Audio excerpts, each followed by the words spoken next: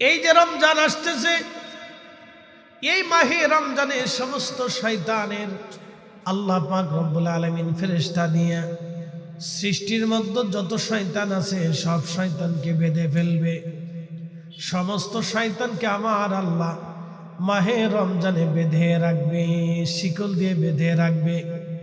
প্রশ্ন করতে পারেন, হুজুর মাহে রমজানে শয়তান যদি শিকল দিয়ে বাঁধা থাকে, তাহলে মাহে রমজানে কেন অন্যায় হয়, বেনামাজি কেন হয়, সুদখোর কেন সুদ ছাড়ে না, ঘুষখোর কেন ঘুষ ছাড়ে না, কেন সিন্ডিকেট করে খাবারের দাম বাড়ায়? তাহলে কারা? মালের ভিতরে ভেজাল দেয় কারা? মালে কম দেয় কারা? কে মাহে রমজানে এই কাজগুলি করে? শয়তান যদি বাধা থাকে তাহলে এই কাজগুলি কারা করে? মনে রাখবেন, শয়তান শুধু জিনদের ভিতরে না, মানুষের ভিতরেও শয়তান আছে। আল্লাযী ইওয়াসওয়িসু ফি সুদুরিন নাসি মিনাল জিন্নাতি ওয়ান নাস। জিন শয়তান আর মানুষ শয়তান, কিন্তু মানব শয়তানকে বাধা হয় না, মানব শয়তানকে খোলা থাকে। এই জন্য মানব শয়তান কর্তৃক দুনিয়াতে শয়তানি হয়। মনোযোগ দিবেন, মাহে রমজানে আমার আল্লাহ পাক সমস্ত জান্নাতের দরওয়াজাগুলি খুলে দেন, জাহান্নামের শাস্তিগুলি আমার আল্লাহ লাঘব করে দেন, এবং জাহান্নামের দরজাগুলি আমার আল্লাহ বন্ধ করে দেন। একবার জোরে বলা যাবে কি সুবহানাল্লাহ? এ মুসলমান মনোযোগ দিবেন, মাহে রমজানের খাতিরে রব্বুল আলামিন আমরারে বললেন, আস-সাওমু লি ওয়া আনা আজজি বিহি। রোজা আমার জন্যই রাখা হয় এবং এই রোজার প্রতিদান আমি রব্বুল আলামিন দিয়ে দিব। কি পরিমাণে দিবে? বিগাইরি হিসাব, একেবারে পরিমাণবিহীন, অপরিমিত আল্লাহ পাক আমরারে এই মাহে রমজানে প্রতিদান দিয়ে দিবেন। প্রিয় উপস্থিতি, সৃষ্টির মধ্যে 2,24,000 নবী রাসূল দুনিয়া থেকে চলে গেলেন, তাদের উম্মত দুনিয়া থেকে চলে গেলেন। নবীদের মুজিজা শেষ হয়ে গেল, নবীদের নবুয়ত শেষ হয়ে গেল, নবীদের সমস্ত কর্মকাণ্ডগুলি শেষ হয়ে গেল। কিন্তু আল্লাহ আখিরি নবী হিসেবে আমরার নবীকে আল্লাহ পাঠাইলেন। সেই নবীর মাধ্যম দিয়ে আল্লাহ কিয়ামত পর্যন্ত এই দিন ধর্মকে আমার আল্লাহ চালু রাখবেন। কিয়ামত পর্যন্ত এই নবীর মর্যাদার সম্মান এবং মর্যাদাকে আল্লাহ বুলন্দ করবেন। 1.25 লক্ষ নবী চলে গেল, মতান্তরে 2,24,000 নবী রাসূল চলে গেল। কাউকে আল্লাহ এতটা মর্যাদা দেন নাই। আল্লাহ এই নবীর সম্মানের দিকে তাকায়া এই নবীর উম্মতকে আমার আল্লাহ 70 গুণ মর্যাদা দিয়েছেন। একবার জোরে বলা যাবে কি মারহাবা? এই উম্মতকে আল্লাহ এতটা মর্যাদা দিলেন, এতটা সম্মান আল্লাহ দিলেন। মাহে রমজানের কথাই বলে দিয়ে যায়, আল্লাহ নবী বলেন, উম্মত মাহে রমজানে কেউ যদি একটা ফরজ ইবাদত করে, অন্য মাসে 70টা ফরজ ইবাদতের সমান নেকি দেওয়া হবে। মাহে রমজানে কেউ যদি একটা নফল করে, অন্য মাসের একটা ফরজ ইবাদতের সমতুল্য নেকি মাহে রমজানে আমার আল্লাহ দিয়ে দিবে। আপনাদের কাছে একটা ছোট্ট বুদ্ধি দিয়ে যাই। বলে, কি বুদ্ধি? বুদ্ধিখানা হলো, আপনারা অনেকেই গত 11 মাসে অনেক নামাজ কাজা করে ফেলছেন। হয়েছে না ভাই? নামাজ কাজা হয়েছে না? তো নামাজ যেহেতু কাজা হয়েছে, আপনি যতই কাজা আদায় করেন, কিন্তু কাজা আদায় করলেও ফরজের সমতুল্য নেকি আর আপনাকে দেওয়া হবে না। এই রমজান আপনার মৌসুম। এই রমজানে আপনি গনে গনে গনে গনে যদি বেশি বেশি নফল নামাজ পড়েন, তাহলে 1 রাকাত নফল নামাজ পড়লে একটা ফরজ 1 রাকাত ফরজ নামাজের সমতুল্য নেকি হবে। 1 রাকাত নফল পড়লে 1 রাকাত ফরজের সমতুল্য নেকি হবে। 100 রাকাত নফল পড়লে 100 রাকাত ফরজের নেকি হয়ে যাবে। 1000 রাকাত নফল পড়লে 1000 রাকাত ফরজের নেকি আমল নামায় দেওয়া হবে। জবান বন্ধ থাকবে না, বলেন সুবহানাল্লাহ। কোন উম্মতকে আল্লাহ এই মর্যাদা দেয় নাই, কোন উম্মতকে আল্লাহ এই মর্যাদা দেয় নাই। আল্লাহ এই উম্মতকে মর্যাদা দিয়েছে, আল্লাহ এই উম্মতকে মর্যাদা দিয়েছে। কোন উম্মতকে আল্লাহ এই মর্যাদা দেন নাই, আল্লাহ এই উম্মতকে মর্যাদা দিয়েছেন। খুব মনোযোগ দিবেন ও কুলাউড়ার মুসলমানেরা। এই জন্য আপনারা মাহে রমজানে অধিক পরিমাণে নফল নামাজ পড়ার চেষ্টা করবেন, কোরআন শরীফ পড়ার চেষ্টা করবেন। আল্লাহর নবী বলেন, উম্মত রে, মাহে রমজান আসলে তোমরা রোজাদারকে ইফতার করাও। সাহাবী বলেন, ইয়া রাসূলুল্লাহ, এমনও ব্যক্তি আছে যারা ইফতার করানোর মতো কোনো সামর্থ্য রাখে না। নবীজি বললেন, যদি ইফতার করাইতে সামর্থ্য না হয় তাহলে অন্তত 1 পেয়ালা দুধ দিয়ে হলেও তোমার রোজাদার ভাইকে ইফতার করাও। সাহাবী এবারও বলেন, ইয়া রাসূলুল্লাহ, 1 পেয়ালা দুধ খাওয়ানোর মতো কোনো সামর্থ্য অনেক সাহাবীর নাই। নবীজি বললেন, তাহলে একটা খেজুর দিয়ে ইফতার করাও। সাহাবী এবার বলেন, হুজুর, আমাদের ভিতরে এমনও গরিব সাহাবী আছে যারা একটা খেজুর খাবে এমন সামর্থ্য নাই। এখন যারা ভিক্ষা করে, এই সময়ে যারা ভিক্ষা করে, ভিক্ষাকের বাড়িতেও গেলে আপনি অন্তত 500 টাকা হলো পাবেন। কি কথা ঠিক আছে না? আগামী রাতের খাবার, দিনের খাবার, 1 দিন 2 দিনের খাবার আপনি পাবেন। এমনও ভিখারি আছে যারা ভিক্ষা করতে করতে ধনী হয়ে গেছে। আমার ঢাকা হাসনাবাদে এক বেডির পা নাই, তো বেডি মানুষ পা নাই, মানুষ বেশি করে দেয়, আরে গরিব মানুষ বেশি করে দান করে। আমার এক ড্রাইভার আগে একটা আসছিল, ওইটা দুষ্ট, তো যায় জিজ্ঞেস করতেছে, চাচি কেমন আছে? বাবা বালা। কেমন ভিক্ষা কেমন চলে? বালা। দিনে কত ইনকাম করো? 2000-এর মতো হয়। কিও যারা চাকরি করেন তারা পারেননি? 2000 হলে মাসে 60,000। যে সরকারি চাকরি করে ডিসি সাহেবের তো এরকম বেতন নাই। কি কথা ঠিক আছে নি? ভিক্ষে বেড়ি মাসে 60,000 টাকা কামাই করে। যান জিজ্ঞেস, চাষি আর কতদিন চলবে? বাড়ি বিল্ডিং করছি, বছরখানিক ভিক্ষা করার পরে আর করতাম না। আপনি বুঝেন রাসূলের জমানাতে সাহাবীদের দারিদ্রতা কত কঠিন ছিল, যে একটা খেজুর খাওয়ানোর মতো সামর্থ্য সাহাবীদের ছিল না। তারপরও তারা সুদ খায় নাই, ঘুষ খায় নাই, হারাম খায় নাই। এই কথা বলেন, সুদের কত লাখে কত দিতে হয়? এই বলে ফেলছে 10,000 কি 6 মাসে না 1 মাসে? আর ডক্টর ইউনূস সাহেবের ওই যে গ্রামীণ ব্যাংক, ওটা কত? হ্যাঁ, না না, ওটা কত? আমি গ্রামীণ ব্যাংকে শুনছি বছরে নাকি 10,000, না মাসে 10,000 না 6 মাসে, আমি জানি না এটা। হ্যাঁ, বছরে নেই গ্রামীণ ব্যাংকে 1 লাখে বছরে 10,000, তাহলে এটা মোটামুটি কম আছে। আর যারা এই যে আঞ্চলিকভাবে সুদ খায়, কিছু আছে আঞ্চলিক সুদখোর, কি আছে না নি? আঞ্চলিক সুদখোর আছে না নি? এরা লাখে নেয় কত? 10,000। ওরে ডাকাত, বাপরে মা, মাসে 10 লাখে মাসে 10,000। ও ডাকাতের ঘরের ডাকাত, ও রক্ত শুষে খাচ্ছে। হ্যাঁ কথা বলে, ওর এই টাকার দিয়ে গরুর গোশত খাওয়া না, এটা শুয়োরের গোশত খাওয়ার মতো। এই টাকা দিয়ে যদি খাসির গোশত খায় তাহলে খাসির গোশত না, এটা কুত্তার গোশতের মতো। কথা ক্লিয়ার না? ভেজাল আছে? পরিষ্কার মনে রাখেন, মাফ করবেন। কেউ যদি এর ভিতরে থাকেন তো আল্লাহর রাস্তায় আপনি আমার মাফ করে দিন। আপনার পায়ে হাত দিয়ে বলতেছি, আপনার বাঁচার জন্য বলতেছি, বন্ধু আমার, আপনি কিয়ামতে দাঁড়াবেন আল্লাহর সামনে, আমিও আল্লাহর সামনে দাঁড়াবো। বাইরে হয়তো আপনি একটু ভালো মন্দ খেয়ে যেতে পারবেন, আরেকজন একটু কম খাবে, তফাৎ এতটুকুনি বন্ধু আমার। কিন্তু আমরা তো একই মৃত্যুর যন্ত্রণা নিব, আমরা একই মৃত্যুর যন্ত্রণা নিব, আমরা একই কবরে যাব, আমরা একই হাসরে দাঁড়াবো, আমরা একই মানুষ।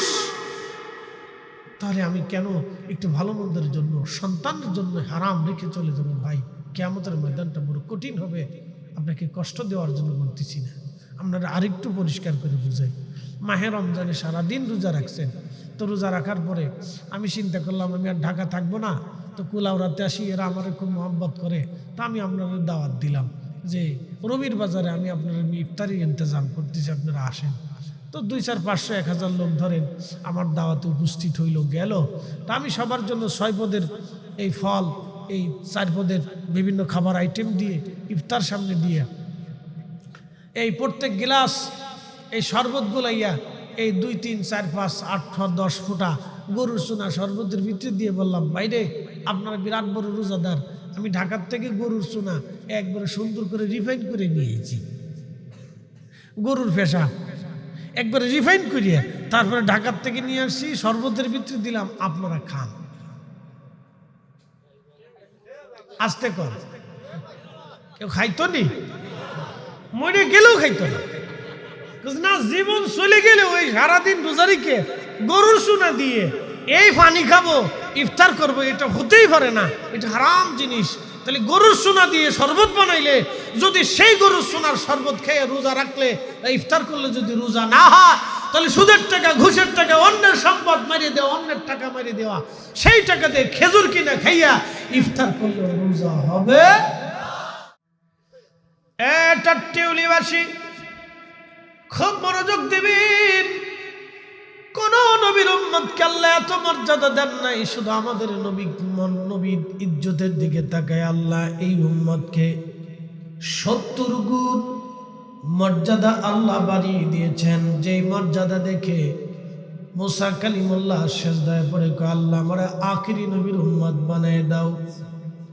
ঈসা রুহুল্লাহর মতো জলিল কদর নবী এবং রসুল, তারা বলল, আল্লাহ আমার এই আখিরি নবীর উম্মত বানায় দাও। সৃষ্টির ভিতরে নবী আলাইহিস সালামরা এই উম্মতের মর্যাদা দেখে বলল, আল্লাহ আখিরি নবীর উম্মত আমরারে বানাও। কিন্তু দুঃখ এবং আফসোস, আমরা না নিজের মর্যাদা বুঝলাম, না আখিরি নবীর মর্যাদা আমরা বুঝলাম, নিজের মর্যাদাও বুঝলাম না, আখিরি নবীর মর্যাদাও আমরা বুঝলাম না। আরবিতে একটা প্রবাদ আছে, শরফুল মাকিনা ওয়া শরফুল মাকান, শরফুল মাকানি ওয়া শরফুল মাকিন। কিছু জায়গার কারণে মানুষের দাম বাড়ে, কিছু মানুষের কারণে জায়গার দাম বাড়ে। এই মানবের কোনো মূল্য ছিল না, কারণ এই মানব যেই পরিমাণে নিকৃষ্ট কাজ করে এটা পশু পাখিরাও পর্যন্ত করে না। এই মানুষ যে পরিমাণে নিকৃষ্ট কাজ করে পশু পাখিরাও সেই নিকৃষ্ট কাজ করে না। দেখবেন কুকুর খাবার দিবেন কখনো বেঈমানি করবে না, বিড়াল আদর করবেন কখনো বেঈমানি করে না, গরু খাবার দিবেন ওই বেঈমানি করবে না। আপনি যত পশু পাখি বলেন আদর করবেন, লালন পালন করবেন, সে বেঈমানি করে না।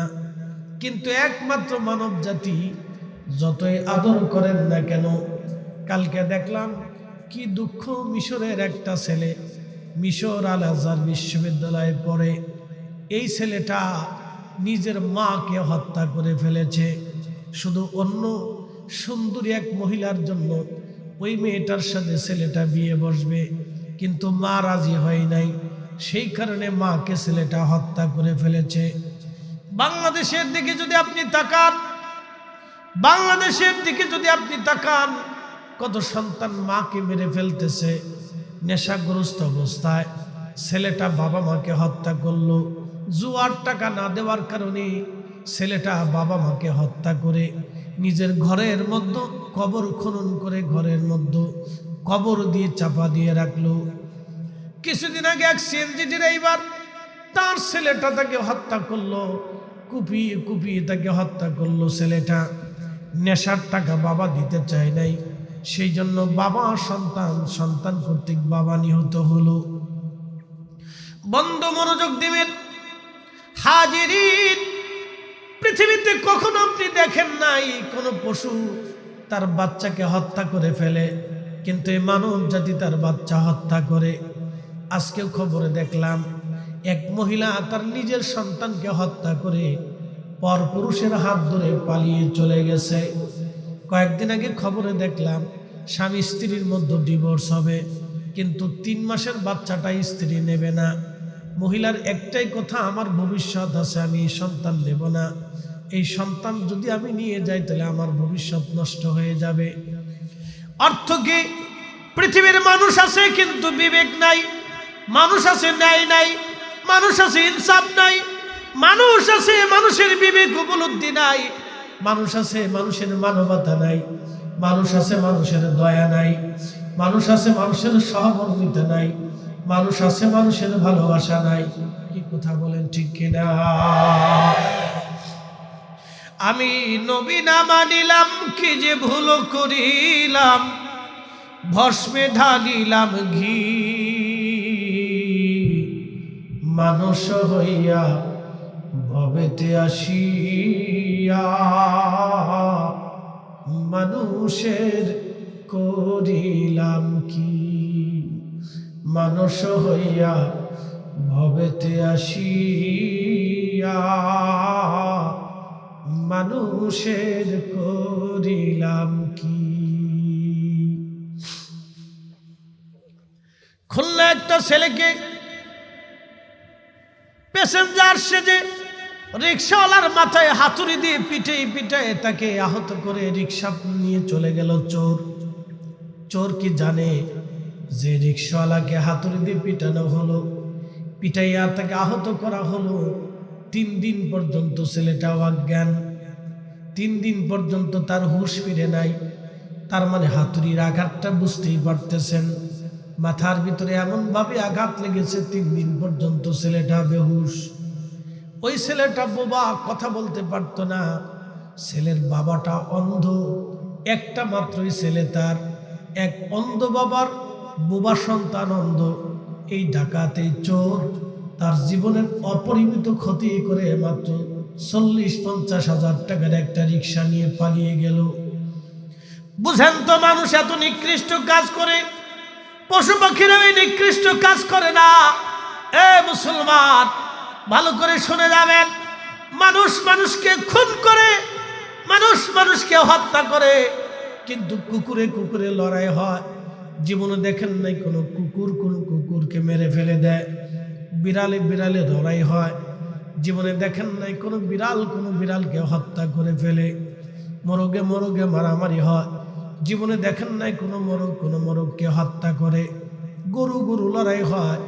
জীবনে দেখেন নাই কোনো গরুকে হত্যা করে।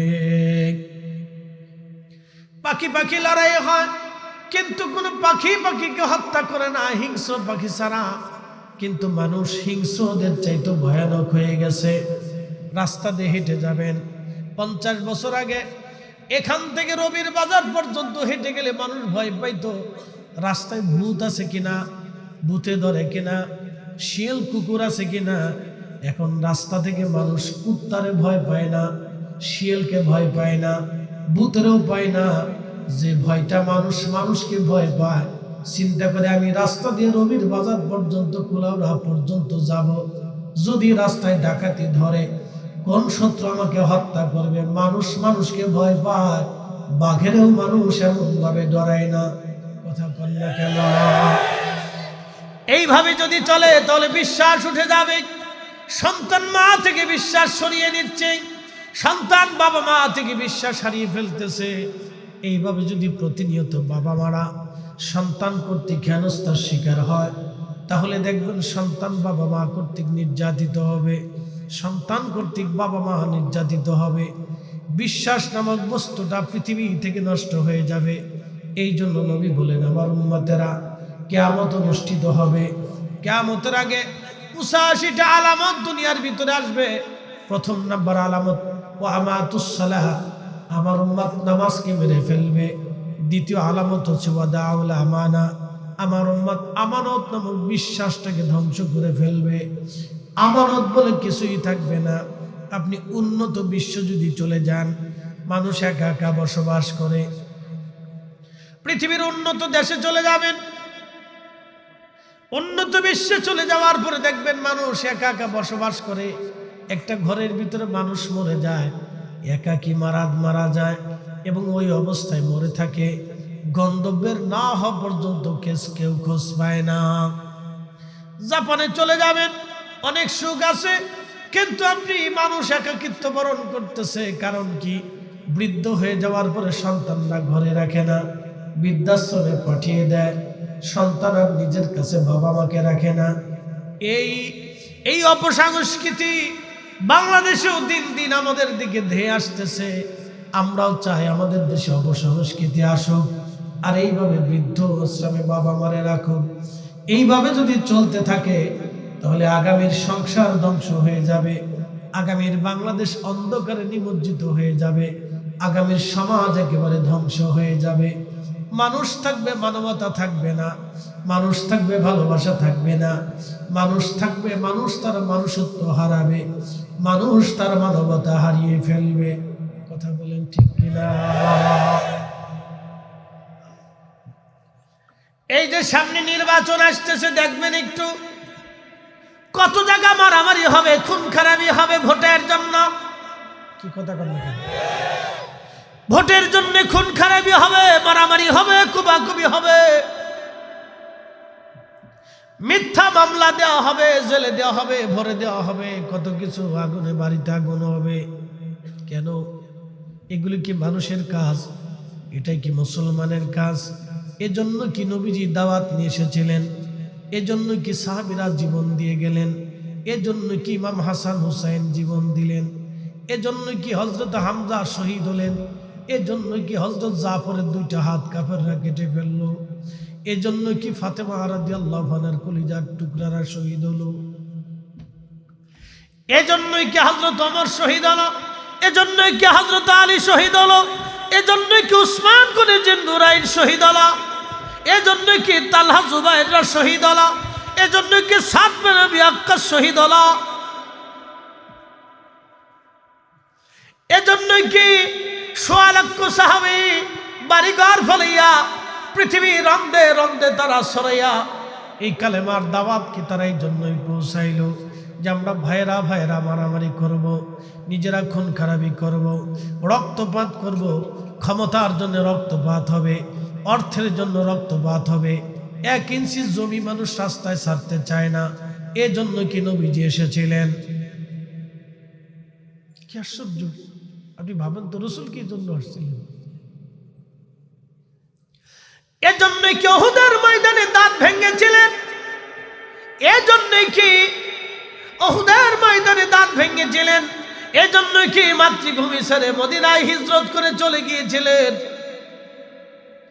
এজন্যই কি শিয়াবে আবি তালিবে 2টা বছর আমার রাসূল না খেয়ে খোদায় খোদায় যন্ত্রণা নিয়ে ছোট্ট বাচ্চা ফাতেমা রাদিয়াল্লাহু আনহা পুষ্টিহীন হয়ে গেলেন। খোদায় খোদায় হযরতে ফাতেমা রাদিয়াল্লাহু আনহা পুষ্টিহীন হয়ে গেলেন। ওই অবস্থায় আহা 2টা বছর পর্যন্ত নবী গৃহবন্দী রইলেন। নিজেরা খুন খারাপি হবে, ক্ষমতার জন্য একজন আরেকজনের মাথায় বাড়ি মারবে। এজন্যই কি আমরা মুসলমান? এজন্যই কি দিন কবুল করেছি? এজন্যই কি ইসলাম আমরা কবুল করেছি? এই জন্যই কি আমরা কোরআনের কথা বলি? এই জন্যই কি আমরা রাসূলের সুন্নতের কথা বলি? মুখে বলি একটা, কাজে করি আর একটা। কথা বলেন, মুখে বলি একটা, কাজে করি আর একটা। আল্লাহ রাসূল বলেন আমার উম্মত মুনাফিকের আলামত 3টা। কোথায় কোথায় মিথ্যা বলবে, আমানত রাখলে খেয়ানত করবে, ওয়াদা করলে বরখেলাপ করবে। এই 3টা বদগুণ যদি কারো মধ্যে দেখো তাহলে বুঝবা সে নিশ্চিত মুনাফিক। আপনি ঠিক বললেও ঠিক, না ঠিক বললেও ঠিক। 1450 বছর আগে আল্লাহর নবী যেটা বলেন ওটাই ঠিক। কোথায় কোথায় মিথ্যা বলবে, আমানত রাখলে খেয়ানত করবে, ওয়াদা করলে বরখেলাপ করবে। এটাই মুনাফিকের আলামত, এটাই মুনাফিকের আলামত। এই হিসাব যদি কষে দেখেন বাংলাদেশে লক্ষ লক্ষ মুনাফিক আপনি খুঁজে পাবেন। কোটি কোটি মুনাফিক বাংলাদেশে আছে। আমরা অনেকে হুজুর বাংলাদেশের মতো এরকম সেরা মুসলমান পৃথিবীতে নেই। খুব ভালো মুসলমান, দোকানে বাকি খাইলে ফেরত দেয় না, টাটকা মুসলমান। একবার কি জাত মুসলমান আপনি চিন্তা করেন, বাপরে বাপ। জমির জন্য ভাই ভাইরে খুন করে ফেলতেছে, ভাই ভাইরে খুন করতেছে, এটা ঠাট্টা মুসলমান। কুলাউড়াবাসী ভালো করে শুনে যাবেন হাজিরিন, রসুল দিলেন কি আর আমরা করলাম কি? নবী কেন আসলেন আমরা এটাই বুঝলাম না। কত বড় দামি নবীর উম্মত আপনি বুঝেন। এই উম্মতের মর্যাদা দেখে, এই উম্মতের সম্মান দেখে হযরত ঈসা রুহুল্লাহ সিজদায় পড়ে কাঁদে, বলে আল্লাহ আপনি আমার আখিরি নবীর উম্মত বানায়া দেন। না না জোরে বলেন সুবহানাল্লাহ। আপনি আমার আখিরি নবীর উম্মত বানাই দেন। এ কুলাউড়াবাসী, এই উম্মতের মর্যাদা দেখে মুসা কালিমুল্লাহ ডাক দেখে আল্লাহ আমার আখিরি নবীর উম্মত বানায় দেন। এমন কোন নবী নাই রে যে নবী এই উম্মতের মর্যাদা দেখে না বলেছিল আল্লাহ আমার আখিরি নবীর উম্মত বানায় দেন। তাহলে আপনি বলেন তো, উম্মতের যদি এত দাম হয়, আমার রসুলের মর্যাদা কত? 10টা বছর ধরে হযরত আনাস নবীর খেদমত করেছেন, জীবনে কোনোদিন নবী একটা ধমক দেন নাই। সুবহানাল্লাহ বলা যাবে না? দেখেন, বিমানের একজন সাবেক কর্মকর্তা, ধনী ব্যক্তিরা ঢাকা শহরে, বাংলাদেশের বড় বড় শহরগুলিতে ধনীদের বাড়িতে আমাদের দেশের কিছু অভাবী মানুষ তাদের ছোট্ট মেয়েটাকে কাজের মেয়ে হিসেবে পাঠায়। তার মেয়েটাকে কাজের মেয়ে হিসেবে পাঠায়। ধনীর আদরের দুলাল স্ত্রী এই কাজের মেয়েদের কেমন ভাবে পিঠায়, আজকে থেকে না, এই স্বাধীনতার পর থেকে এই পর্যন্ত দেখলাম শত শত কাজের মেয়েরা গৃহকর্তা বা কর্তৃক নির্যাতিত হয়েছে। আজও পর্যন্ত কোনো কাজের মেয়ে বিচার পেয়েছে আমার জানা নাই। আরে আসিয়া আজও পর্যন্ত বিচার পায় নাই। এই কথা বলেন, জোরে বলেন। এই সমাজ থেকে হত্যা করেছে, শুধু হত্যাই করে নাই, থেকে ধর্ষণ করেছে। শুধু ধর্ষণ করে নাই, বেলেট দিয়ে তার মতো ছোট্ট 8 বছরের একটা মেয়ের গুপ্তাঙ্গ কেটে ছিঁড়ে ফেরে নির্মমভাবে তাকে মেরে ফেলেছে। তারপরও আজও পর্যন্ত আদালত তার মৃত্যুদণ্ড দিতে পারে নাই। এই জন্য কি আল্লাহ রাসূল কষ্ট করেছিলেন? আহা, এই উম্মত শুনলে আপনার ঘৃণা আসবে। এক ভদ্রলোক একদিন আমাকে ফোন দিছে, এক মহিলা বলে, হুজুর একটা মশলা জানার জন্য ফোন দিছি, মাফ করে দেন আমাকে। বললাম কি জানতে চান বলেন। বলে আমার স্বামী তার সৎ বোনের মেয়ের সাথে জেনা করে, আমি কি তার সাথে থাকবো না চলে যাব? বললাম আপনি কি নিজে দেখেছেন কিনা? না, অন্যের কথা শুনেছেন। বলে হুজুর না, আমি নিজে দেখেছি, নিজে দেখেই বলতেছি। আমি কি মাসলা দিব বলেন তো? আমি হয়ে গেলাম। মানুষ এত নিকৃষ্ট কাজ করতে পারে যে কুকুর পর্যন্ত লজ্জা পায়। এই কথা বলেন, মানুষ হতে হবে, মানুষ হতে হবে, মানুষ হতে হবে। আমাদের মাইন্ডেড চেঞ্জ করতে হবে, পরিবর্তন করতে হবে যে আমরা মানুষ, সৃষ্টির সেরা জীব। শুধু সেরা না, 1.25 লক্ষ নবীর উম্মত থেকে আল্লাহ আমরারে সেরা বানিয়েছেন। শুধু সেরাই বানান নেই, আল্লাহর পবিত্র জবানে কুরআনুল কারীম আল্লাহ ঘোষণা দিয়েছেন, কুনতুম খায়রা উম্মাহ, তোমরাই সৃষ্টির সেরা, তোমরাই সৃষ্টির সেরা উম্মত। একসাথে বলবেন আল্লাহু আকবার। চেহারা দেখে না, কাজে। জোরে বলেন, কাজে আল্লাহ আমাদের শ্রেষ্ঠত্ব দিয়েছে, কাজে দিয়েছেন, চেহারা দেখে না। কুলাউড়াবাসী খুব মনোযোগ দিবেন হাজিরিন, বন্ধু আমার। এই জন্য বলছিলাম মানুষ আছে কিন্তু মানবতা নাই, মানুষ আছে মানুষত্ব নাই, মানুষ আছে ভালোবাসা নাই। আজকে সন্তান মায়ের ভালোবাসা হারিয়ে ফেলতেছে, সন্তান বাবার ভালোবাসা হারাচ্ছে। চাচা চাচি আত্মীয় স্বজনদের মহাব্বত দিন দিন কমে যাচ্ছে। যত আধুনিকতা আসতেছে ততই আমাদের দিকে ধেয়ে আসতেছে এক অনাকাঙ্ক্ষিত ভবিষ্যৎ। যত আধুনিক অর্থে আধুনিকতা হবে, টাকা পয়সায় স্বাবলম্বী হবে, মানুষের রিজিক বাড়বে, কিন্তু মহাব্বত বাড়ে নাই। মানুষের অনেক রিজিক হয়েছে, এখন সালির কোনো অভাব নাই, খাবারের কোনো অভাব নাই, কিন্তু মানুষত্বের অভাব হয়ে গেছে। কথা বলেন ঠিক কিনা? মানুষত্বের অভাব হয়ে গেছে। আল্লাহ রাসূল কিয়ামতের ময়দানে নবীজি বললেন, সহিহ মুসলিমে, কিয়ামতের ময়দানে আল্লাহ ডাক দিবে, বান্দারে আমি ক্ষুধার্ত ছিলাম, তুমি আমারে খাবার দাও নাই। আল্লাহ ডাক দিবে, বান্দা ক্ষুধার্ত ছিলাম, তুমি খাবার দাও নাই। বান্দা সেই দিন বলবে, রব বলেন কি? আপনার নাম তো রাজ্জাক, রিজিক দেনেওয়ালা।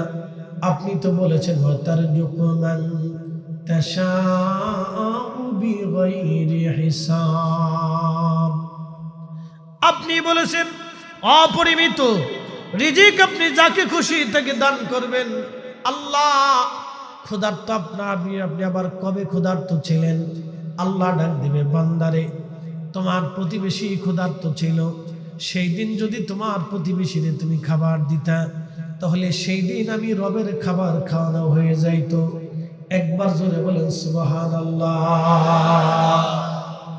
তার মানে বুঝলেন কি বুঝলেন আপনি? আপনার আত্মীয় প্রতিবেশী গ্রামবাসী দেশের মানুষ যদি ক্ষুধার্ত থাকে আর আপনি তাহাজ্জুদ নামাজ পড়েন, আল্লাহর কসম করে বলি ঈমানদার হবেন না, ঈমানদার হবেন না, ঈমানদার হবেন না। ঈমানদার আপনি হবেন না। এই জন্য ওলিদের দরজা সবার জন্য খোলা ছিল।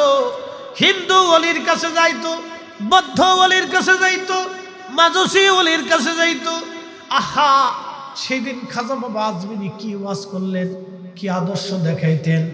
ওনার দরবারে ঢোকার আগে হিন্দুরা প্রতিমার সামনে সেজদা দিয়ে যাইতো, শিখ গুরু হিন্দুরা প্রতিমার সামনে সেজদা দিত, বৌদ্ধ মূর্তির সামনে সেজদা দিত, মাজুসি আগুনের সামনে সেজদা দিত। কিন্তু খাজা বাবার দরবারে ঢুকে, খাজা বাবার দরবারে যাইয়া কি আসছে সেই দিন তারা শুনতো। বের হয়ে আসার আগে কালেমা পড়ে আমার রব আমার আল্লাহ সেজদা দিয়া খাজা বাবার দরবার থেকে তারা বের হয়ে আসতো। এটাই হলো আহলুস সুন্নাত ওয়াল জামাতের সৌন্দর্য। এটাই হলো আল্লাহর ওলিদের দেওয়া আল্লাহর পক্ষ থেকে নিয়ামত। কথা বলেন ঠিক কিনা?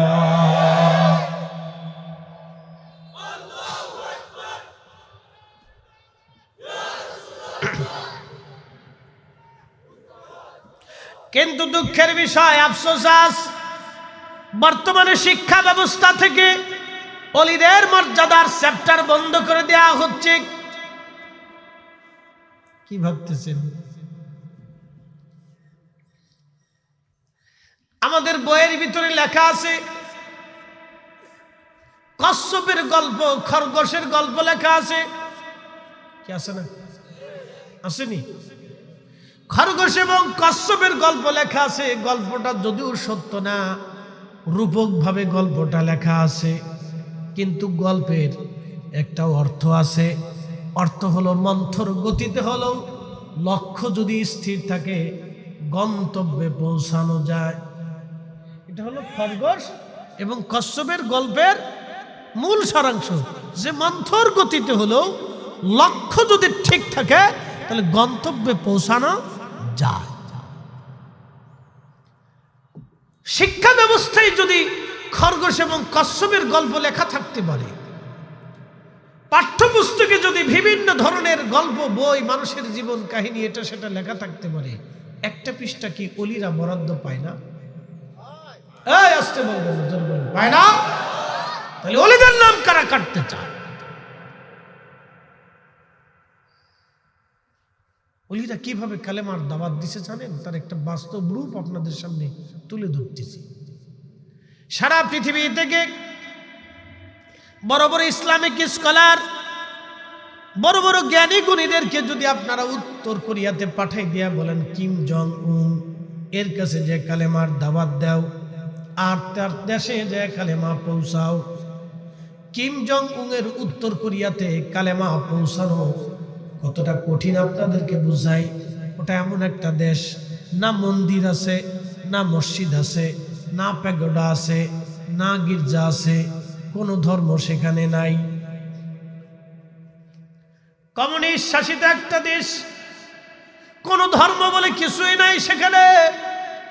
উত্তর কোরিয়াতে আপনারা যদি কালেমার দাওয়াত দিতে যান, তাহলে কিম জং আপনাদের মিসালে বেঁধে সুইচ টিপ দিয়ে আকাশে উঠাই দিয়ে চলে যাও। আমার দেশে এগুলি চলবে না। উত্তর কোরিয়াতে কালেমার দাওয়াত দেওয়া যেমন কঠিন, গড় গোবিন্দের দেশে কালেমার দাওয়াত দেওয়া এরকম কঠিন ছিল। সেই দিন শাহজালাল আমিনী শাহাদাতের লিপসা সামনে নিয়ে মৃত্যুর দুয়ার দরজার সামনে দাঁড়িয়ে শাহজালাল আমিনী মুজাদ্দিদিরা জায়নামাজ সুরমা নদীর উপরে বিছাই দিয়ে কালেমার দাওয়াত সেই দিন দিলেন। একসাথে বলবেন আল্লাহু আকবার। না না হয় না, আরো জোরে বলেন। তাহলে তাদের নাম কেন পাঠ্যপুস্তকে লেখা থাকবে না? যাদের কারণে কালেমা পেয়েছি, যাদের কারণে ঈমান পেয়েছি, যাদের কারণে কোরআন পেয়েছি, যাদের কারণে রাসূলের জিন্দেগি পেয়েছি, তাদের কথা যদি বইয়ের মধ্যে লেখা না থাকে, তাদের মর্যাদা যদি লেখার স্থানই না পায়, তাহলে বোঝা গেল এটা সুস্পষ্ট ওলিদের সাথে চরম গাদ্দারি। গাদ্দারি করবেন, বেশি দিন টিকবেন না। না, কেউ টিকে নেই ওনাদের সাথে গাদ্দারি করে, কেউ টিকে নাই, স্থায়ী না, এটা অস্থায়ী। আপনাদেরকে আরেকটু বুঝাই। বাংলাদেশ স্বাধীন হলো, বাংলাদেশের জন্ম 1971-এ। তার আগে ছিল পূর্ব পাকিস্তান, তার আগে ছিল ব্রিটিশ। পাকিস্তান আমলেও শাহজালাল ছিল, ব্রিটিশেও শাহজালাল ছিল, পাকিস্তান পিরিয়ডে ওলি ছিল, তার আগেও ওলি ছিল, তার আগে নবাবী সেখানেও ওলি ছিল, তার আগে মুঘল সালতানাত সেসবে ওলি ছিল, এখনো ওলি আছে, আগামীতেও ওলি থাকবে। বহু রাজা বাদশা আসবে, রাজার নীতি শেষ হবে, রাজ দরবার ধ্বংস হবে, রাজত্ব শেষ হয়ে যাবে, মন্ত্রিত্ব শেষ হয়ে যাবে, রাষ্ট্রনীতি শেষ হয়ে যাবে। বাংলাদেশে যদি কমিউনিস্ট আসে, তারপরে এদেশে ওলি থাকবে। কথা বলেন ঠিক না বেটা? কে বলছে ওলি থাকবে? ওলি থাকবে। যদি কোরআন বিশ্বাস করে থাকেন তো ওলি থাকবে, যদি আল্লাহর কালামকে বিশ্বাস করে থাকেন তো ওলি থাকবে। পৃথিবীতে ওলি যেখানে গেছে, আল্লাহ ইসলাম সেখানে পাঠিয়েছে। সেই ভারত আরব মহাসাগরের ভিতরে ছোট্ট দ্বীপপুঞ্জ মালদ্বীপে ইব্রাহিম ইস্কান্দারি রহিমাহুল্লাহর মাজার জিয়ারত করে আসছি। সাগরের ভিতরে দ্বীপপুঞ্জে রাসূল আসার 1000 বছর পরে সেইখানে আল্লাহর ওলিরা কালেমার দাওয়াত নিয়েছে। মালদ্বীপে মালাক্কা সাগরের ভিতরে হুজুর গাউসে পাকের আওলাদের মাজার জিয়ারত করে এসেছি। সেই সাগরের দ্বীপের ভিতরে আল্লাহর ওলি ঘুমিয়ে আছে। সেই দেশে আল্লাহর ওলিরা কালেমার দাওয়াত দিয়েছে। পৃথিবীর এমন কোন জনপদ নাই যে জনপদে আল্লাহর ওলিরা কালেমার দাওয়াত না দিয়েছে। পৃথিবী ওলিদের কথা বলতে ঠিক না বেটা?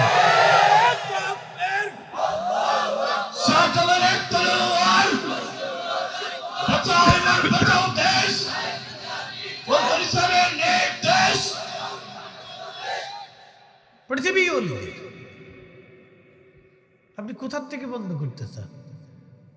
এত বেশি দিন বুঝেন তো জাপানে চলে যান, দেখেন পারেন কিনা।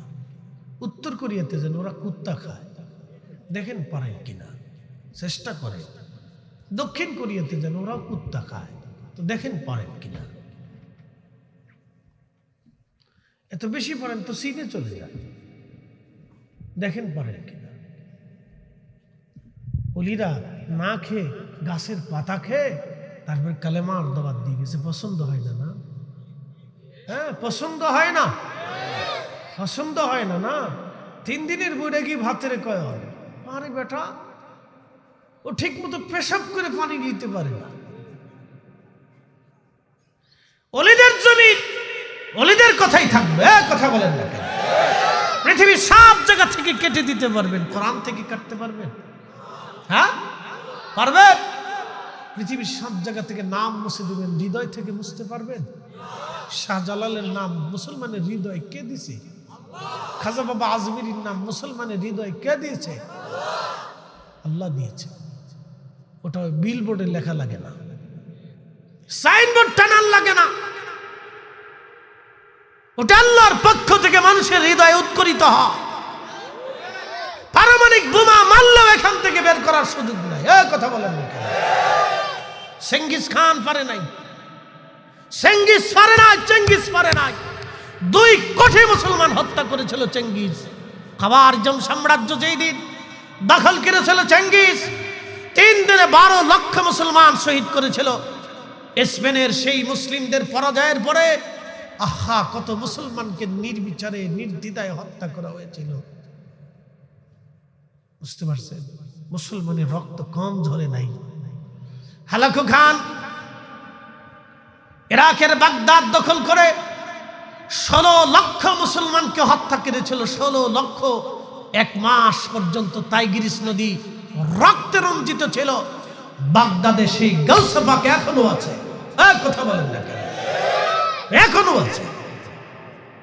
পৃথিবী যতদিন টিকে থাকবে, ইমাম মাহদী আলাইহিস সালামের আগ পর্যন্ত ওলিরা টিকে থাকবে।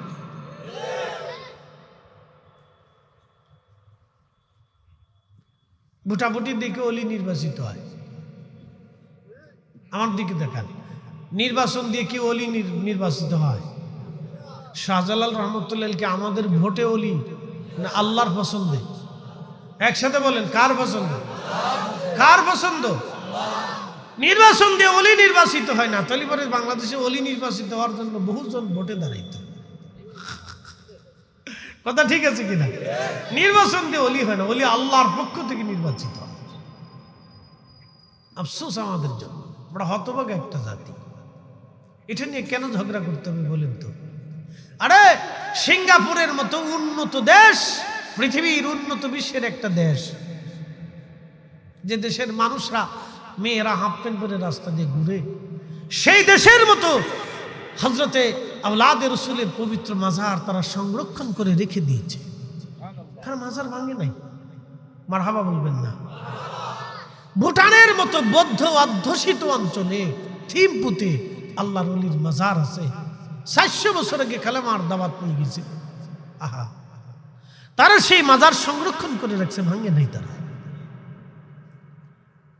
মালদ্বীপে সংরক্ষণ করে রাখছে, ভাঙে নাই। তারা মালয়েশিয়ার সরকার সংরক্ষণ করে রাখছে, ভাঙে নাই। ইন্দোনেশিয়াতে সংরক্ষণ করে রাখছে, তারা ভাঙে নাই। হিন্দু অধ্যুষিত দেশ, বৌদ্ধ অধ্যুষিত দেশ শ্রীলঙ্কাতে সংরক্ষিত আছে, ভাঙে নাই। আরে হিন্দু অধ্যুষিত অঞ্চল ভারতে হাজার হাজার ওলিদের মাজার আছে, তারা ভাঙে নাই। একসাথে বলবেন মারহাবা। কি আশ্চর্য দেশে বাস করি আমরা। 2 দিন পর পর ওলিদের পক্ষে কথা বলার জন্য আমাদের লড়াই করতে হয়। কেন? ওলিরা তো জাত পাতের ঊর্ধ্বে।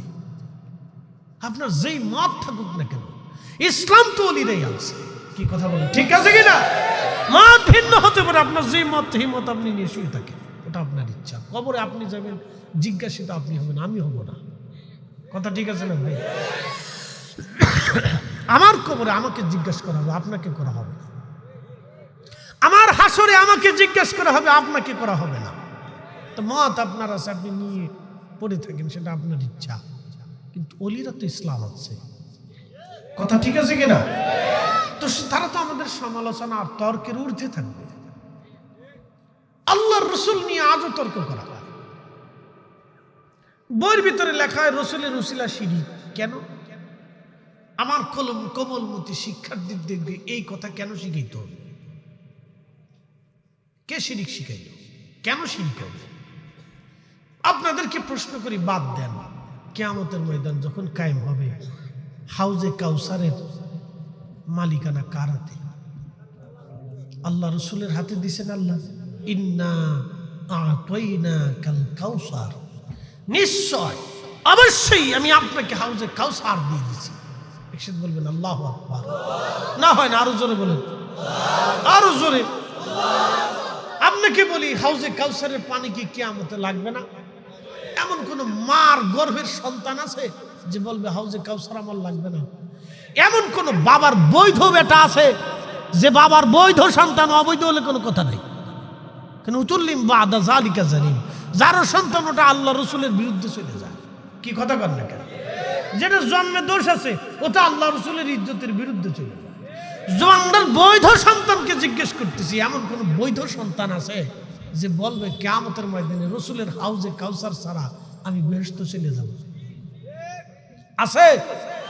কোন মার গর্ভের সন্তান আছে? তাহলে কিয়ামতের ময়দানে রসুল ছাড়া আমরা হাউজে কাউসারের পানি কে পিলাবে? তাহলে কিয়ামতের ময়দানে রসুল আমার উসিলা। কথা কর না, জোরে বলেন। তো মেশরের মাঠে যদি উসিলা হয় তাহলে দুনিয়াতে উসিলা সিদ্ধ কেন হবে? জোরে বলেন। আমার কোমলমতি শিক্ষার্থীদেরকে এটা শিখিতে হবে। দিন আর ধর্ম কি সুন্নিরা বুঝে না নাকি? পরিবস্তিতে আপনাদেরকে এখনই সতর্ক হতে হবে। ইমান একিন বড় দামি জিনিস। ইমানের উপর বুনিয়াদ থাকতে হবে, বিশ্বাসের উপর আপনাকে দায়ম থাকতে হবে, নীতির উপর আপনাকে অটল থাকতে হবে। কথা বলে ঠিক না বেঠিক? মুসলিম তো সে মুসলিম যে রসুলের নীতির উপরে দায়ম এবং কায়েম থাকে। মনে রাখবেন, এটা নীতি থেকে বিচ্যুত হবে না।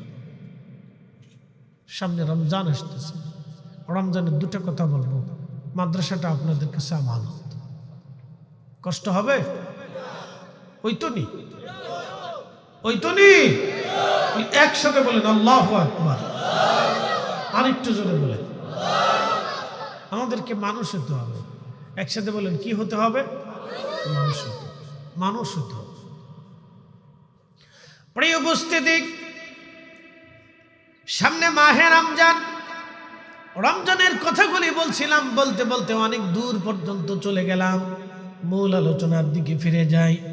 এই উম্মতকে আল্লাহ এতটা মর্যাদা দিলেন, এতটা সম্মান আল্লাহ দিলেন, মাহে রমজানের কথায় বলে দিয়ে যায়। আল্লাহ নবী বলেন, উম্মত, মাহে রমজানে কেউ যদি একটা ফরজ ইবাদত করে, অন্য মাসে 70টা ফরজ ইবাদতের সমান নেকি দেওয়া হবে। মাহে রমজানে কেউ যদি একটা নফল করে, অন্য মাসের একটা ফরজ ইবাদতের সমতুল্য নেকি মাহে রমজানে আমার আল্লাহ দিয়ে দিবে। আপনাদের কাছে একটা ছোট্ট বুদ্ধি দিয়ে যাই। বলে কি বুদ্ধি? বুদ্ধিখানা হলো, আপনারা অনেকেই গত 11 মাসে অনেক নামাজ কাজা করে ফেলছেন। হয়েছে না ভাই? নামাজ কাজা হয়েছে না?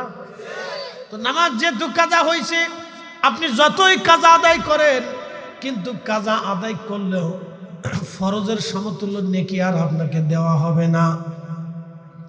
এই রমজান আপনার মৌসুম। এই রমজানে আপনি গনে গনে গনে গনে যদি বেশি বেশি নফল নামাজ পড়েন, তাহলে 1 রাকাত নফল নামাজ পড়লে একটা ফরজ, 1 রাকাত ফরজ নামাজের সমতুল্য নেকি হবে।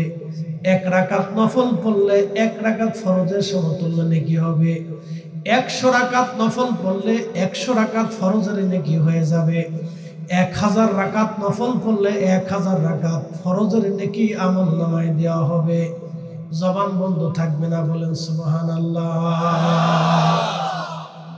কোন উম্মতকে আল্লাহ এই মর্যাদা দেয় নাই, কোন উম্মতকে আল্লাহ এই মর্যাদা দেয় নাই। আল্লাহ এই উম্মতকে মর্যাদা দিয়েছে। আল্লাহ এই উম্মতকে মর্যাদা দিয়েছে। কোন উম্মতকে আল্লাহ এই মর্যাদা দেন নাই। আল্লাহ এই উম্মতকে মর্যাদা দিয়েছেন। খুব মনোযোগ দিবেন ও কুলাউড়ার মুসলমানেরা। এই জন্য আপনারা মাহে রমজানে অধিক পরিমাণে নফল নামাজ পড়ার চেষ্টা করবেন, কোরআন শরীফ পড়ার চেষ্টা করবেন। আল্লাহর নবী বলেন, উম্মত রে, মাহে রমজান আসলে তোমরা রোজাদারকে ইফতার করাও। সাহাবী বলেন, ইয়া রাসূলুল্লাহ, এমনও ব্যক্তি আছে যারা ইফতার করানোর মতো কোনো সামর্থ্য রাখে না। নবীজি বললেন, যদি ইফতার করাইতে সামর্থ্য না হয়, তাহলে অন্তত 1 পেয়ালা দুধ দিয়ে হলেও তোমার রোজাদার ভাইকে ইফতার করাও। সাহাবী এবারও বলেন, ইয়া রাসূলুল্লাহ, 1 পেয়ালা দুধ খাওয়ানোর মতো কোনো সামর্থ্য অনেক সাহাবীর নাই। নবীজি বললেন, তাহলে একটা খেজুর দিয়ে ইফতার করাও। সাহাবী এবার বলেন, হুজুর, আমাদের ভিতরে এমনও গরিব সাহাবী আছে যারা একটা খেজুর খাবে এমন সামর্থ্য নাই।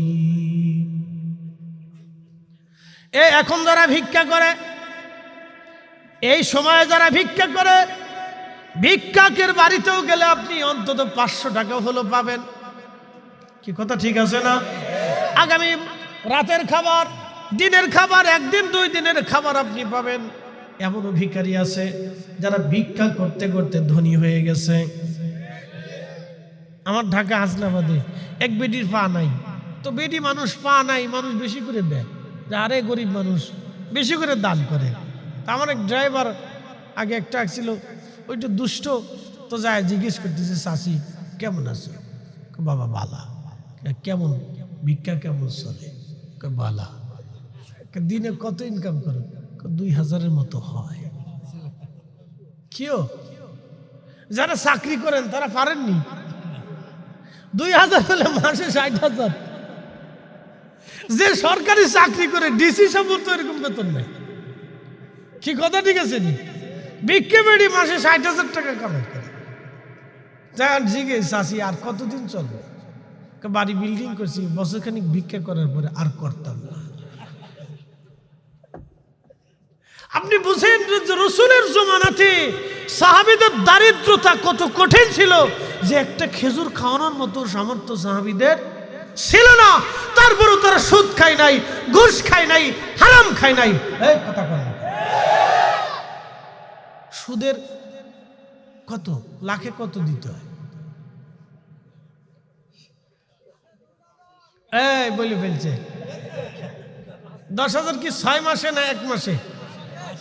আর ডক্টর ইউনূস সাহেবের ওই যে গ্রামীণ ব্যাংক, ওটা কত? হ্যাঁ না না, ওটা কত? আমি গ্রামীণ ব্যাংকে শুনছি বছরে নাকি 10,000, না মাসে 10,000 না 6 মাসে, আমি জানি না এটা। হ্যাঁ বছরে নি গ্রামীণ ব্যাংকে 1 লাখে বছরে 10,000, তাহলে এটা মোটামুটি কম আছে। আর যারা এই যে আঞ্চলিকভাবে সুদ খায়, কিছু আছে আঞ্চলিক সুদখোর, কি আছে না নি? আঞ্চলিক সুদখোর আছে না নি? এরা লাখে নেয় কত? 10,000। ওরে ডাকাত, বাপরে মা, মাসে 10 লাখে মাসে 10,000। ও ডাকাতের ঘরের ডাকাত, ও রক্ত শুষে খাচ্ছে। কথা বলে, ওর এই টাকার দিয়ে গরুর গোস্ত খাওয়া না, এটা শুয়োরের গোস্ত খাওয়ার মতো।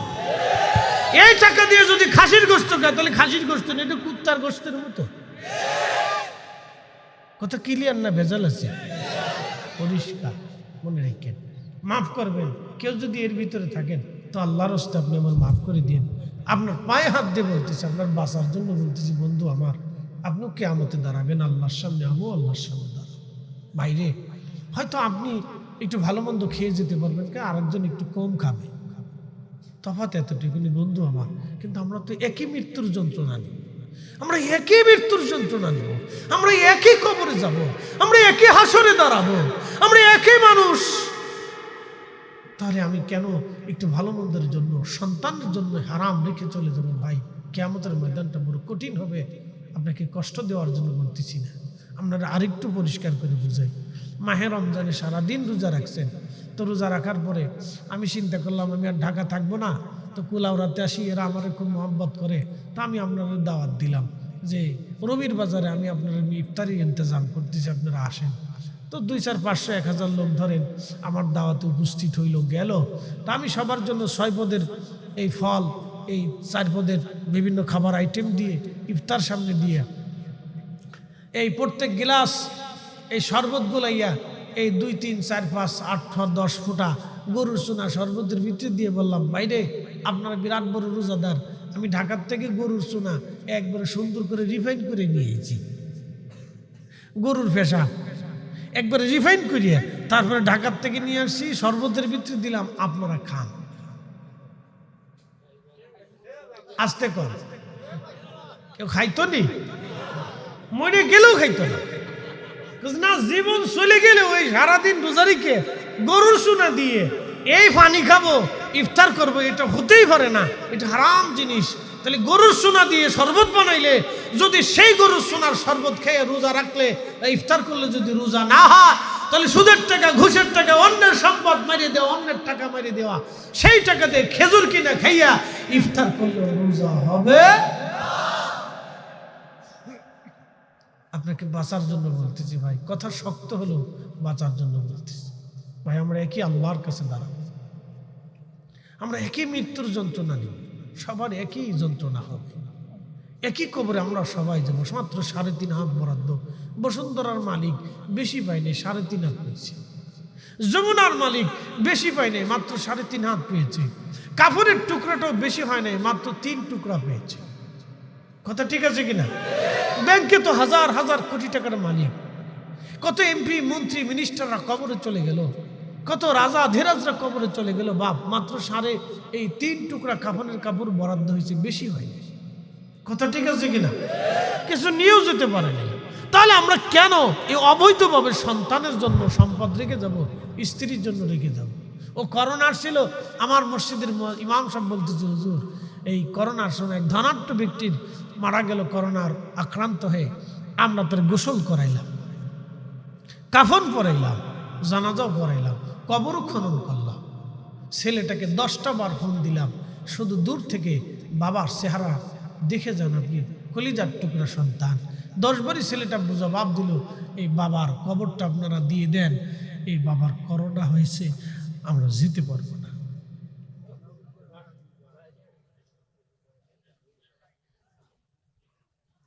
বাস্তব থেকে বলতেছে, আমার মসজিদের ইমাম সাহেব বলতেছিলেন, হুজুর করোনার সময় সন্তান চেনা গেছে। আমার বাস্তব অভিজ্ঞতা। আহা, কি কঠিন কথা, কত কঠিন, কত নির্মম হলে মানুষের দয়ার ভালোবাসা এত নির্মম হয়ে গেলে করোনার সময় দেখা গেছে হাজার হাজার সন্তান বাবা মার কবর জিয়ারত করে নাই। আস্তে কোন জোরে বলেন। ভালোবাসা এখানে পালিয়ে চলে গেছে। এই জন্য জীবনে ওয়াদা করবেন, সন্তানের জন্য কখনো হারাম খাওয়াইয়া, হারাম রেখে হাসরের ময়দানে আল্লাহর আসামি হতে চাবেন না। ছোট্ট একটা গল্প শোনাই, কষ্ট হবে? চলবে? বেশি সময় দিতে পারবো না, আমি জানি আমারও সময় স্বল্পতা, বেশি সময় দিতে পারবো না, তো খুব মনোযোগ দিয়ে। সৈয়দনা হযরত ওমর ইবনে আব্দুল আজিজ, যিনি মুসলিমদের দ্বিতীয় ওমর ছিলেন, তার গল্প শোনাই। মুসলিমদের দ্বিতীয় ওমর ছিলেন। আহা, ভালো করে শুনেন।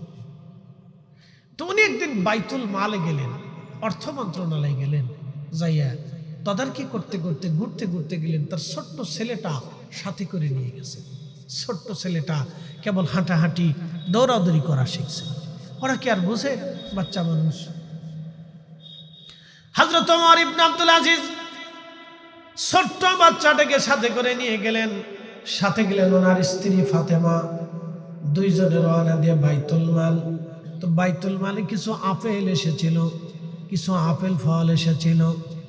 ছোট্ট ছেলেটা দৌড়াইয়ে যাইয়া, বাবা ছেড়ে দিয়েছে, খেলতে খেলতে দৌড়াইয়া আপেলের কাছে যায়, একটা আপেল হাতে করে নিয়ে বাচ্চাটা মুখের ভিতরে দিয়ে আপেল খাওয়া শুরু করলো।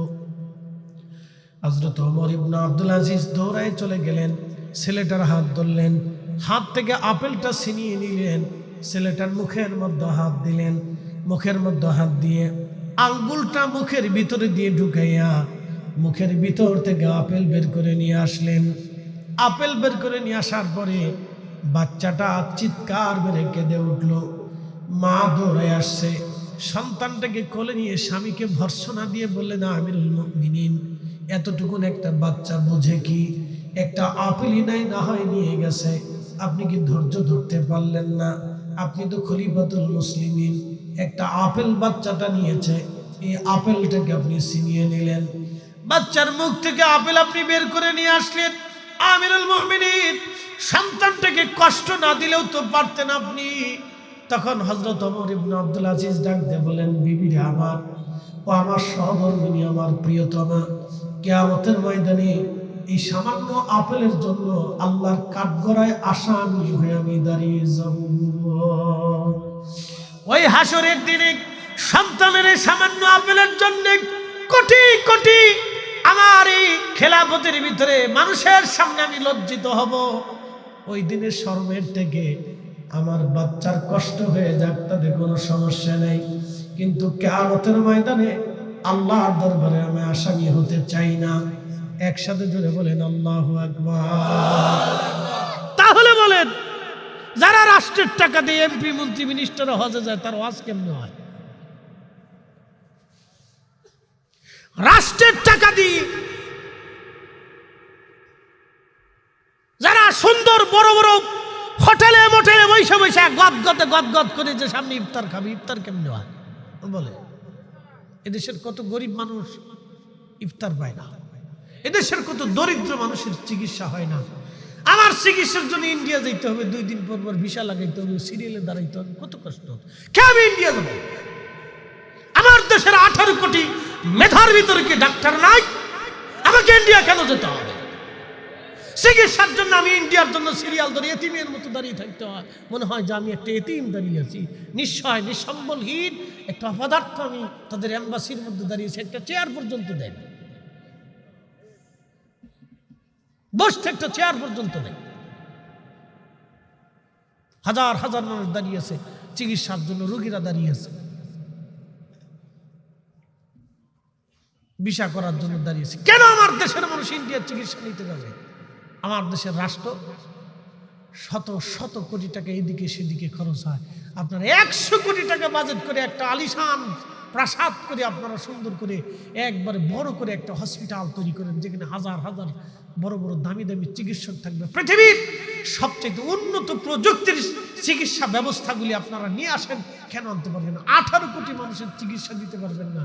এদেশের প্রতিনিয়ত কত মানুষ ক্যান্সারে ফ্যান্সারে বিভিন্ন রোগে আক্রান্ত হইয়া বাংলাদেশের সুচিকিৎসা না পাইয়া, প্রযুক্তি মেশিন টেশিন না থাকার কারণে মানুষ ইন্ডিয়া চলে যায়। কি কথা ঠিক আছে কিনা? প্রিয় উপস্থিতি, কথাগুলি ভালো করে বুঝবেন। যাই হোক, মূল আলোচনার দিকে চলে যাই। দুঃখে কথাগুলি বলতে হচ্ছে, বাপ আমি কেন ইন্ডিয়ার চিকিৎসার জন্য যেতাম? আমরা 18 কোটি মানুষের মেধা। আমরা আগে মুরব্বীদের কাছ থেকে শুনতাম একটা ছেলে হলে একটা লাঠি হয় না, মারহাবা কর। মুরব্বীদের কথা ফেলে দেওয়ার মতো না, জোরে বলেন মারহাবা। আমরা মানুষ কত কোটি? জোরে কর। আমরা 18 কোটি লাঠি। কি কথা কর না কেন? মানুষ 18 কোটি, আমরা 18 কোটি সম্পদ। যদি সম্পদ রাষ্ট্র না ভাবে, তাহলে রাষ্ট্রে বলেন 6 মাস রেমিটেন্স আনা বন্ধ করে দেন, ভিক্ষার থালি হাতে নিয়ে ঘুরতে হবে। কয় মাস লাগবে? 3 মাস হলেই চলবে। যদি আমার দেশের মানুষগুলি সম্পদ না হয়, তাহলে আপনি একটু টেস্ট করেন, 3 মাসের জন্য আপনারা রেমিটেন্স আনা বন্ধ করে দেন। অথচ এয়ারপোর্টে গেলে যখন বিদেশিরা আমাদের দেশে আসে, অনেক সময় ওদেরকে মানুষই মনে করে না। হ্যাঁ, কি কথা হলো? ওরা দেশের সম্পদ, রাষ্ট্রের সম্পদ, বিদেশে যাইয়া প্রচন্ড গরমে আমার প্রবাসীরা কাজ করে। কত প্রবাসী আছে কাগজ নাই, পালাইয়া পালাইয়া জেলখানার মতো থেকে থেকে ওরা কাজ করে। কত পরিশ্রম করে কাজ করে। অসুস্থ হলে ডাক্তার চিকিৎসা পর্যন্ত, ওষুধ পর্যন্ত নিতে পারে না। ওরা আমার দেশের সম্পদ। প্রত্যেকটা মানুষ আমার দেশের সম্পদ। ও ল্যাংড়া হলেও সম্পদ, ও বোবা হলেও সম্পদ, ও কানা হলেও সম্পদ, ও আধা পাগল হলেও সম্পদ। প্রত্যেকটা মানুষ সম্পদ। যেই দিন এই রাষ্ট্র প্রত্যেকটা মানুষকে সম্পদ মনে করবে, সেই দিন এই রাষ্ট্র অনেক সুন্দর হবে না। প্রত্যেকটা মানুষ সম্পদ। পৃথিবীর কত দেশ আছে মানুষ বাড়ানোর জন্য, রাশিয়া তারা প্যাকেজ ঘোষণা করছে যে তোরা সন্তান জন্ম দে, তারপরেও জন্ম দেয় না। জাপান প্যাকেজ করতে, অস্ট্রেলিয়া প্যাকেজ দিছে যে তোরা যদি বাচ্চা জন্ম দিস তো তোদেরকে প্যাকেজ দিবে, তারপরে বাচ্চা জন্ম দিতে পারে না, দেয় না। আর আমরা এত সম্পদ থাকার পরেও আমরা এটা সুষ্ঠু ব্যবহার করতে পারি না। বিদেশে যারা কাজ করে পরিশ্রম করে, কত মানুষ, ভারত থেকে একটা লোক বিদেশে যাইতে 50,000 টাকা লাগে। আজকে দেখলাম সৌদি আরবে ভারত থেকে 1,50,000 টাকা দিয়ে ভারত থেকে সৌদি আরবে যে কাজ পাচ্ছে, কাগজ পাচ্ছে। বাংলাদেশ থেকে 4.5 লাখ টাকা দিয়ে, 5 লাখ 6 লাখ টাকা দিয়েও সৌদি আরব যাওয়ার পরে কাগজ পায় না, কাজ পায় না, থাকার জায়গা পায় না। এই কথা কেন এগুলি হবে? ওরা কি আমার দেশের সম্পদ না? ওরা কি চুরি করতে যায়নি, ওরা পরিশ্রম করতে যায়। ওরা পরিশ্রম করে আমার দেশের রেমিটেন্স বাড়ানোর জন্য, আমার দেশের অর্থনীতিকে সমৃদ্ধ করার জন্য ওরা পরিশ্রম করে বাপ মা সন্তান স্ত্রী বেলায় চলে যায়।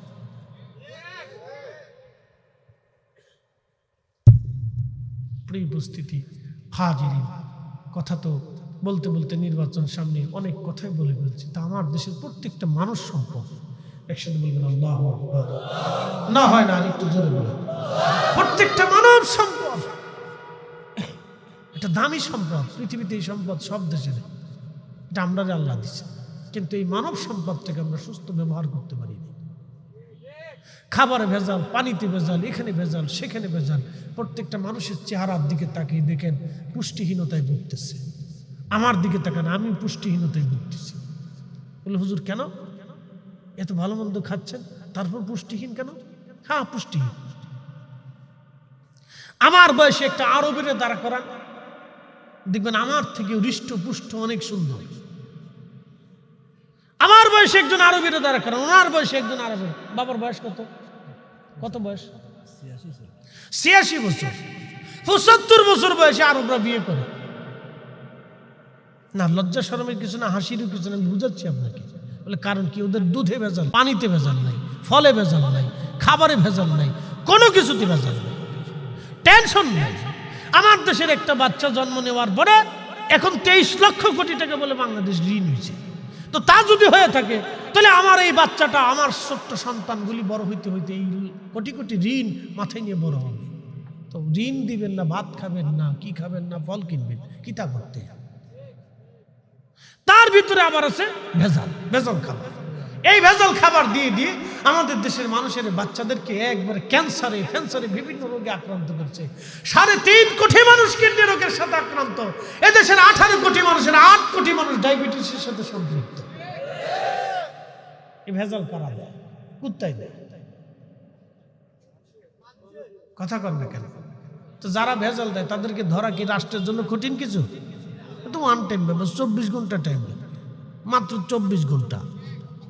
14 পুরুষ পর্যন্ত ধরিয়ে আনা যায়, 24 ঘন্টা টাইম, কোনো ব্যাপার না। রাষ্ট্র যদি চিন্তা করে 24 ঘন্টায় বাংলাদেশের চোর ডাকাত ধরিয়ে একবার বাটাম চালান দিয়ে দেবো, তো রাষ্ট্র পারে। কি কথা ঠিক আছে না ভাই? রাষ্ট্র পারে, কোনো ব্যাপার না। কেডাই এদেশে গাঁজা বিক্রি করে প্রশাসন জানে কি জানে না? তারপরও গাঁজা বিক্রি হয়, তারপরও বাবা বিক্রি হয়, তারপরও ইয়াবা হিরোইন বিক্রি হয়।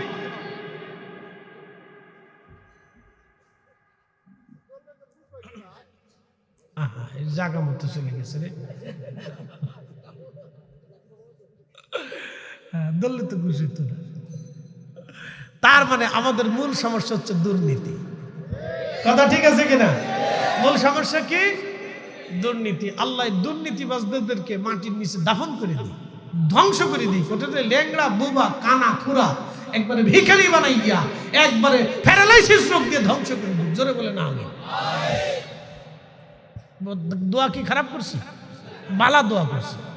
একবার 18 কোটি মানুষের পক্ষে দোয়া করে দিচ্ছে। আল্লাহ যত দুর্নীতিগ্রস্ত লোক আছে সব সেক্টরে, যত সেক্টরে আছে, এটা ল্যাংড়া, কানা, বুবা, খোরা, প্যারালাইসিস দিয়ে আল্লাহ যেন মাটির সাথে দাফন করে। কারণ ওদের কারণে আমরা বাচ্চা কাচ্চার ভবিষ্যৎ অন্ধকার হয়ে পড়ে দিচ্ছি। ও কাজ পায় না, চাকরি পায় না, বাচ্চা কাচ্চা ফলে কত মানুষ বিদেশে কাজ করতে হয়, বছরের পর বছর ধরে বিদেশে থাকে। যাক, মনের দুঃখে কথাগুলি বললাম। যাই হোক, আল্লাহ আপনাদের বুঝার তৌফিক দিক। রমজান আসতেছে, আল্লাহ রসুল বলেন তোমরা ইফতার করো। মনে আছে নি ওয়াজ? ইফতারের ওয়াজটা করে আপনাদের থেকে বিদায় নিচ্ছি, খুব মনোযোগ দেন। আল্লাহ রসুল বলেন ইফতার করাও। সাহাবী বলেন হুজুর খেজুর খাওয়ানোর মতো সামর্থ্য নাই। আহারে কি কষ্ট ছিল সেই দিন। আল্লাহ নবী বলেন সাহাবী, খেজুর খাওয়ানোর সামর্থ্য যদি না থাকে তাহলে তুমি তোমার রোজাদার ভাইকে 1 পেয়ালা পানি দিয়ে ইফতার করাও। যদি 1 পেয়ালা পানি দিয়ে ইফতার করাও, তারপর আমার আল্লাহ যারে ইফতার করাইবা তার রোজা হোক বা না হোক, তোমার আমল নামায় কবুল রোজার সওয়াব লিখে দেবে। জোরে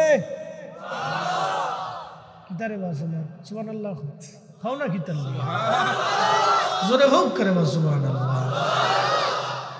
100 জনের যদি খাওয়ান 100 রোজার সওয়াব, 1000 জনের যদি খাওয়ান 1000 রোজার সওয়াব। আপনার বয়স হলো 86, তো 10 বছর থেকে আপনি রোজা রাখেন ধরেন আর কি। ইনশাল্লাহ আমার বাবাজি 10 বছর থেকে রোজা, ওনার জীবনে এটা পরিসংখ্যান হিসাবে বুঝাই, 10 বছর থেকে উনি রোজা রাখে। তাহলে 10 বছর থেকে যদি রোজা রাখে 86 থেকে 10 বাদ দিলে 76, না ঠিক আছে কিনা? তাহলে উনি 76 বছর ধরে রোজা রাখে। 76 বছরে যদি রোজা রাখে তাহলে 30টা রোজা করে হিসাব করেন, 3 সপ্তাহ 21, 2100 রোজা, এক মোট মিলে উনি 2200 রোজা এই পর্যন্ত রাখছে। মারহাবা কর। কত রোজা রাখছে? 2200। উনি 76 বছর ধরে পরিশ্রম করে 2200 রোজা রাখছে। উনি যদি আগামী রোজায় চিন্তা করে যে আমি 76 বছর ধরে পরিশ্রম করে 2200 রোজা রাখছি, আমি এই রমজানে 10,000 রোজার সওয়াব নিয়ে নিব, তাই জন্য চেষ্টা করে 10,000 মানুষে খালি খেজুর খাবে ইফতারির সময়, তাহলে ওনার 10,000 এই রোজার সওয়াব আমল নামে আল্লাহ লিখে দেবে। এই মর্যাদা শুধু আল্লাহ এই নবীর উম্মতকে দিছে। এই মর্যাদা দেখা মুসা আলাইহিস সালামকে আল্লাহ আমার ওই নবীর উম্মত বানাইলাম। জোরে জোরে। আর এই উম্মত গরু চুরি করে, আস্তে কনকে গরু চুরি করে। বাংলাদেশের যত মাহফিল হয় সারা পৃথিবীতে এত মাহফিল হয় না। আপনি সৌদি আরব চলে যান, কোনো মাহফিল নেই, আসেনি? নাই। সৌদি নাই, ওমান নাই, Kuwait, Qatar, Dubai, Bahrain, Iraq, Iran, মিশর, Jordan, Syria, Lebanon, Libya, Tunisia, Algeria, Nigeria, Morocco, Sudan, Mali, Burkina Faso, Senegal, যত মুসলিম দেশ আছে 57টা 58টা যা আছে, মালয়েশিয়া, ইন্দোনেশিয়া, ব্রুনেই, এরপরে আপনি মালদ্বীপে চলে যান। পৃথিবীর যত মুসলিম কান্ট্রি আছে কোনো কান্ট্রিতে মাহফিল নেই। বাংলাদেশ, ভারত, পাকিস্তান 3 দেশে মাহফিল হয়। এই এত পরিমাণে মাহফিল বাংলাদেশে হয় যে সারা দুনিয়াতেও এত মাহফিল হয় না। বাংলাদেশে যত গরু চোর আছে সারা দুনিয়াতে এত গরু চোর নাই। এ জাতি মাহফিলেও সেরা, জিকিরেও সেরা, নামাজেও সেরা, রোজাও সেরা, জাকাতেও সেরা, দানেও সেরা, ভালো কাজেও সেরা, আকামেও সেরা, চুরিতেও সেরা, বাদামনাতেও সেরা, গাঞ্জটিতেও সেরা, নিশাতেও সেরা, বিক্রি করতেও সেরা, সুদেও সেরা, ঘুষেও সেরা। ওরে বাপ রে বাপ, সেরার ঘরের সেরা, সব কাজেই সেরা, মেড ইন বাংলাদেশ, সব কাজে সেরা। বাপ রে বাপ, কি তার সেরা সেরা রে বাপ রে বাপ। এটা বাংলাদেশের মধ্যে কোনো দেশে মুসলমানই নাই। ঠিকই কই না, বাংলাদেশের মধ্যে কোনো মুসলমান সারা দুনিয়াতে নাই। আমি একা লেগে গেছি, বললাম ভাই তোরা একটু আমরা আগাই দে, সামনে দুলাভাই টোলাভাইটা ধরলে শেষে কবে যে হুজুর দিয়ে যান, বিপদ না। এই ব্রাহ্মণবাড়িয়াতে 2 দিন আগে অলিউল্লাহ আশিক হিসাবে ধরছে, দৌড়ে ডাকাতে হুজুরিরটা না নিয়ে কয় হুজুর এই আপনার ওয়াজ শুনি, এই আপনারটা নিলাম না, দোয়া করেন যাতে এই বিদ্যা চাইয়ে দিই, ইমানদার ডাকাত। তা আমি বললাম ভাই রে তোরা আমার একটু রাস্তাটা আগাই দিই, একটু কেমন কেমন যেন শরীরটা শিরশির করে, জায়গাটা বেশি বালা না। হুজুর অসুবিধা নেই, কোনো সমস্যা নেই। বললাম না তোমরা একটু আগাই দাও। হুজুর অসুবিধা নেই, যারা ডাহাতি করবো তারা বই বই আপনার ওয়াজ শুনছে, হয়েছে না কাজ, ওয়াজের টেকাও দিছে, অসুবিধা নেই, জানকে। কি দেশ, কি মুসলমান! আমি বললাম যাক, তাহলে ইমানদার ডাকাত পাওয়া গেছে। তো বাংলাদেশ সামনে রমজান আসতেছে, ইফতার করাবে, মানুষে খাওয়াবে। ছোট্ট একটা বুদ্ধি শিখিয়ে দিই, জীবনে অনেক ভালো কাজ করছে, রমজানে একটা ভালো কাজ করে। কিছু মধ্যবিত্ত আছে যারা বলতেও পারে না, সইতেও পারে না, ভিক্ষাও করতে পারে না, সইতেও পারে না, কাজও পায় না, আছে না ভাই? এরকম মধ্যবিত্ত আছে, নিম্নবিত্ত আছে। যদি সম্ভবপর হয় গোপনে তাদের বাড়িতে কিছু ইফতারির প্যাকেজ দিয়ে আসবেন, যদি আল্লাহ আপনারা সামর্থ্য দেয়। ভাই আমার এমন কিছু কাজ করেন যেগুলি মানুষের স্মরণীয় বরণীয় হয়ে থাকবে, দিল ভালো থাকবে, আপনার ইমান একিন সুন্দর হবে, দোয়া পাবে। এই কাজগুলি করেন, ভালো কাজ করেন, ভালো কাজ করেন, উত্তম কাজ করেন।